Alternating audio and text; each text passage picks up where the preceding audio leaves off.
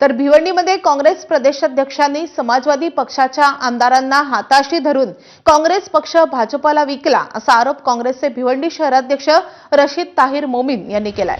या संदर्भात लेखी तक्रार मोमीन यांनी काँग्रेस नेते राहुल गांधी यांच्याकडे केली आहे। शहराध्यक्षांच्या या नाराजीमुळे काँग्रेसमध्ये देखील नाराजी उफाळून आली आहे असं बोललं जात आहे। काँग्रेस प्रदेशाध्यक्षांनी समाजवादीचे आमदार रईस शेख यांना हाताशी धरून निवडणुकीआधी काँग्रेसचे एबी फॉर्म वाटले आणि आता शेख यांना हाताशी धरून काँग्रेस पक्ष भाजपला विकला असल्याचा आरोप रशीद ताहिर यांनी राहुल गांधी यांना लिहिलेल्या पत्राद्वारे केला आहे।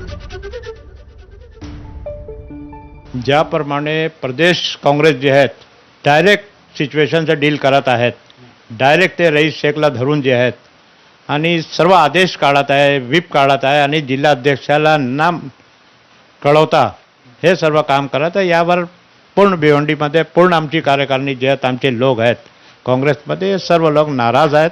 कुठेतरी तुम्ही या ठिकाणी पक्ष विकल्याचा देखील आरोप केलेला आहे। ते क्लिअर दिसत आहे आपल्याला। मी काय बोलू आता यापेक्षा जास्ती का माझ्या पत्रामध्ये मी लिहिले सर्व भाजपाचा गेम प्लॅन आहे आणि यामध्ये आमचे लोक सामील आहेत।